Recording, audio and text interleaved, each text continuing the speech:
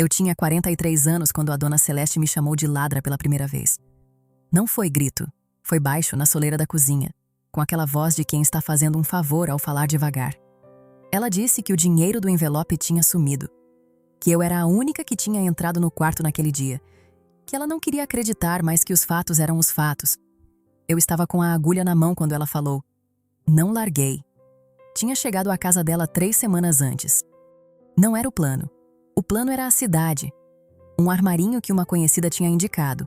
Serviço fixo, carteira assinada. Mas o armarinho tinha fechado na semana antes de eu chegar. E eu fiquei parada na calçada com a mala e o endereço errado na mão, sem saber para onde virar. A dona Celeste era prima da minha vizinha em Campos Gerais. Não era parente minha. Era uma indicação de terceira mão. O tipo de coisa que a gente aceita quando não tem opção melhor. Ela tinha uma casa grande, quartos sobrando depois que os filhos foram embora. E precisava de alguém para ajudar com a costura de uma oficina que ela tentava montar no fundo do quintal. Eu sabia costurar. Aprendi com minha mãe.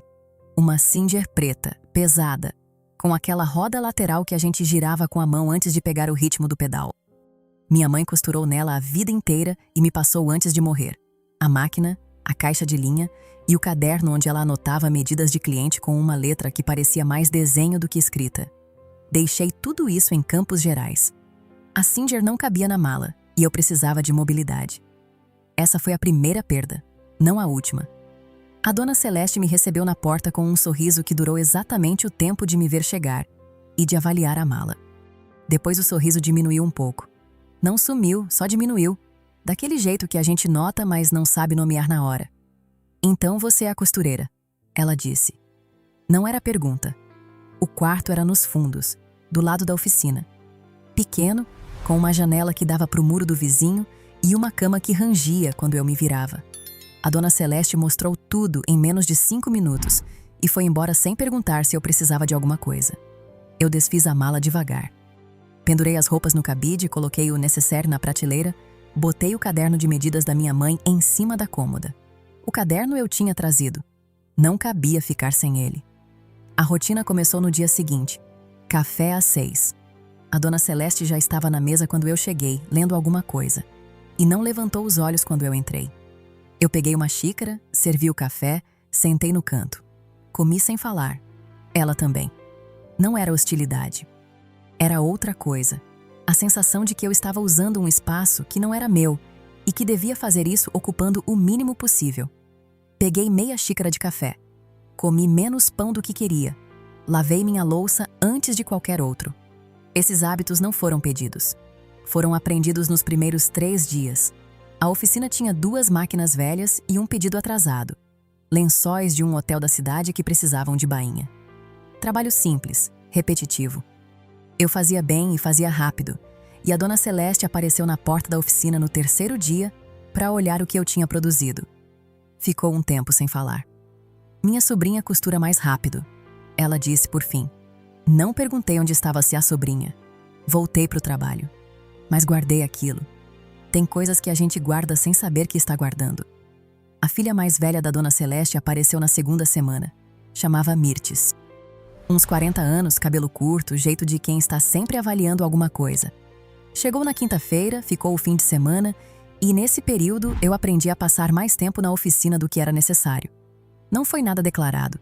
Foi o jeito que a Mirtes olhava quando eu entrava na cozinha. Era um olhar demorado, de cima a baixo, devagar, como se estivesse somando alguma conta. Depois desviava sem comentar. Na sexta à noite eu ouvi as 2 conversando na sala. Não estava ouvindo de propósito. O quarto era perto e as vozes carregavam. Só peguei um trecho. Você conhece essa mulher? A Mirtes perguntou.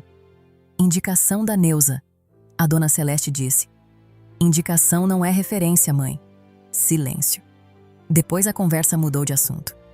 Eu fiquei parada do outro lado da parede por um tempo. Depois voltei para o quarto e fechei a porta sem fazer barulho. Pensei em ligar para minha filha Rosária.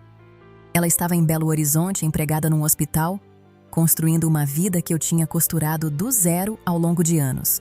Cada peça, cada conta, cada madrugada na frente da Singer. Ela teria ouvido. Teria dito alguma coisa certa. Mas era tarde, ela trabalhava cedo. E eu não queria ser o problema que ela tinha que resolver. Não liguei.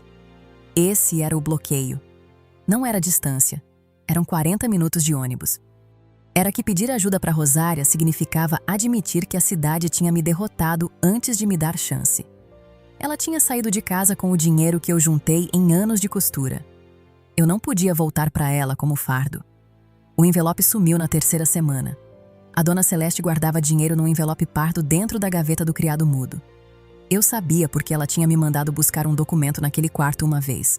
E eu tinha visto. Ela me chamou de manhã cedo. Estava parada na porta da cozinha com o envelope na mão. Vazio. E aquela expressão de quem já decidiu o que aconteceu antes de perguntar. Sumiu R$ 200, ela disse. Você entrou no meu quarto ontem buscar a tesoura grande. Era verdade. Ela mesma tinha pedido. Eu peguei a tesoura. Eu disse. Só a tesoura. Ela ficou me olhando. Os fatos são os fatos, ela disse. Baixo, devagar. Eu estava com a agulha na mão. Não larguei. A senhora pode revistar minha mala, eu disse. Pode ver meu quarto, pode ver tudo. Ela não disse que ia fazer isso.